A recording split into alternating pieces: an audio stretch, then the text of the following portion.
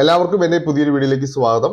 അങ്ങനെ PM കിസാൻ സമ്മാൻ നിധിയുടെ 17ാമത്തെ ഗഡു വിതരണത്തിനുള്ള ആദ്യ സ്റ്റെപ്പ് പൂർത്തീകരിച്ചിരിക്കുകയാണ്. അപ്പോൾ ഈ ആദ്യ സ്റ്റെപ്പ് പൂർത്തീകരിച്ചപ്പോൾ തന്നെ അറിയാം ഇനി ആർക്കൊക്കെ ഈ PM കിസാൻ സമ്മാൻ നിധിയുടെ 17ാമത്തെ ഗഡു വിതരണം ലഭിക്കും എന്നുള്ളത്. അത് നമ്മുടെ PM കിസാന്റെ വെബ്സൈറ്റിൽ തന്നെയാണ് അപ്ഡേറ്റ് ആയിരിക്കുന്നത്. അവിടെ നമുക്ക് waiting for approval by state എന്ന് കാണാൻ സാധിക്കും.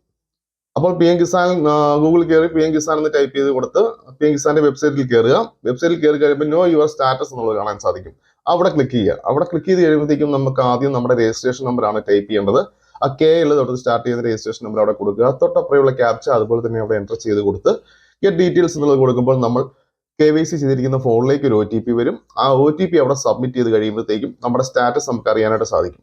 അപ്പോൾ സ്ക്രോൾ ചെയ്ത് താഴെ വരുമ്പോഴത്തേക്കും നമ്മുടെ പേയ്മെന്റ് ഡീറ്റെയിൽസിൽ അവിടെ ഇനി നമുക്ക് ലഭിക്കാനുള്ള അടുത്ത ഗഡുവിന്റെ നമ്പറിലേക്ക് ക്ലിക്ക് ചെയ്യുക. ക്ലിക്ക് ചെയ്യുമ്പോഴേക്കും നമുക്ക് ഇവിടെ ഇങ്ങനെ കാണാൻ സാധിക്കും waiting for approval by state. അപ്പോൾ അങ്ങനെയുള്ളവർക്കൊക്കെ PM കിസാൻ സമ്മാൻ നിധിയുടെ 17ാമത്തെ ഗഡു വിതരണം എത്തുന്നതാണ്.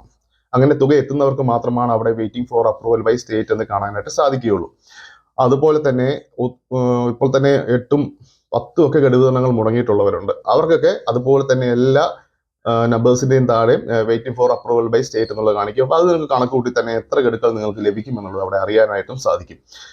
അപ്പോൾ ഇത് മാത്രമല്ല നിങ്ങൾക്ക് ഒരു പ്രശ്നം ഉണ്ടാകാൻ പോകുന്നത്. ഇവിടെ ഓക്കെ നിങ്ങൾക്ക് waiting for approval by state വന്ന് നിങ്ങൾക്ക് തുക അവർ വിതരണം ചെയ്യും എന്നുള്ള കാര്യം കൺഫേം ആയി. പക്ഷെ നമുക്ക് നേരെ PFMS ചെല്ലുമ്പോൾ ഇതുപോലെ തന്നെ DBT എല്ലാം റിജക്റ്റഡ് ആണ്. ഈ റിജക്റ്റഡ് ആയിട്ട് നിൽക്കുന്നവർക്ക് ഈ പേയ്മെന്റ്സ് അവർ ട്രാൻസ്ഫർ ചെയ്യും. പക്ഷെ ട്രാൻസ്ഫർ ചെയ്യുന്ന പേയ്മെന്റ് തിരിച്ച് അവർ റിട്ടേൺ ആയി പോരുന്നതാണ്. കാരണം അതും റിജക്റ്റ് ആയി പോയിട്ട് നമുക്ക് ആ പേയ്മെന്റ്സ് എല്ലാം തിരിച്ച് റിട്ടേൺ ആയിട്ട് പോരും. കാരണം നമുക്ക് പേയ്മെന്റ് റിക്വസ്റ്റും എല്ലാം കറക്റ്റ് ആയിട്ട് നിങ്ങൾക്ക് PFMSൽ വരുന്നതാണ്. പക്ഷെ ബാങ്ക് ഇത് അക്സെപ്റ്റ് ചെയ്യത്തില്ല. കാരണം ഏജൻസി ഓൾറെഡി ഇത് അക്സെപ്റ്റ് ചെയ്യാത്തത് കൊണ്ട് തന്നെ ബാങ്ക് ഇത് അക്സെപ്റ്റ് ചെയ്യാത്തൊരു സാഹചര്യം വരും. അപ്പോൾ അങ്ങനെയുള്ളവർക്ക് ആ പേയ്മെന്റ്സ് എല്ലാം തിരിച്ച് നിങ്ങളുടെ എത്ര ഗഡുക്കൾ വന്നിട്ടുണ്ടോ അത്രയും ഗഡുക്കൾ തിരിച്ച് വീണ്ടും അത് റിട്ടേൺ ആയിട്ട് പോകുന്ന ഒരു സാഹചര്യമാണ്. അത് കഴിഞ്ഞ പ്രാവശ്യം അങ്ങനെ തന്നെ ആയിരുന്നു. അപ്പോൾ നിങ്ങൾ ശ്രദ്ധിക്കുക, ഇന്നിപ്പോൾ 14ാം തീയതിയാണ്. നിങ്ങൾക്ക് ഒരു ദിവസം കൂടി നിങ്ങളുടെ മുന്നിലുണ്ട്. നിങ്ങൾ എത്രയും പെട്ടെന്ന് നിങ്ങളുടെ ബാങ്കിന് എന്തെങ്കിലും പ്രശ്നങ്ങളുണ്ടെങ്കിൽ എമർജൻസി ആയിട്ട് തന്നെ DBT അപ്ഡേറ്റ് ചെയ്യാൻ ശ്രമിക്കുക. അപ്ഡേറ്റ് ചെയ്തുകൊണ്ട് തന്നെ നിങ്ങൾക്ക് എത്ര ഗഡുക്കൾ ലഭിക്കാനുണ്ടോ അത്രയും ഗഡുക്കൾ നിങ്ങളുടെ അക്കൗണ്ടിലേക്ക് വന്ന് ചേരുന്നതാണ്. അല്ലെങ്കിൽ വീണ്ടും നമ്മൾ 18ാമത്തെ ഗഡു വിതരണം വരെ വെയിറ്റ് ചെയ്യേണ്ടി വരും.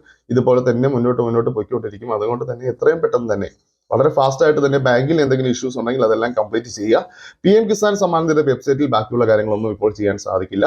അതെല്ലാം ഇപ്പോഴും ബ്ലോക്ക് തന്നെയാണ്. ഇപ്പോൾ നമുക്ക് സ്റ്റാറ്റസ് എല്ലാം നോക്കാനായിട്ട് മാത്രം ഓപ്പൺ ആക്കി വിട്ടിട്ടുണ്ട്.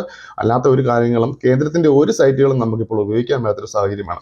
അപ്പോൾ നമുക്ക് ചെയ്യാൻ പറ്റുന്നത് ഇതെല്ലാം ഓക്കെയാണ്, waiting for approval by state എന്നുള്ളത് കാണിച്ചിട്ടുണ്ടെങ്കിൽ നിങ്ങൾക്ക് പേയ്മെന്റ്സ് വരുന്നതാണ്.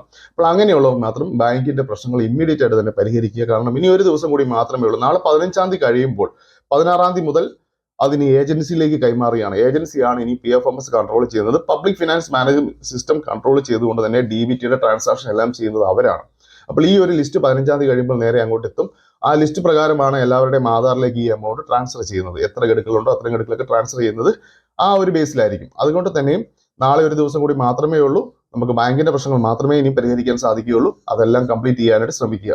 ഓക്കെ, അപ്പോൾ ഇതൊക്കെയാണ് ഇപ്പോൾ നമുക്കുള്ള അപ്ഡേഷൻസ്. അപ്പോൾ എൻ്റെ വീഡിയോ ഇഷ്ടമായെങ്കിൽ ഒന്ന് സബ്സ്ക്രൈബ് ചെയ്യാനും ലൈക്ക് ചെയ്യാനും മറക്കരുത്. Thank you.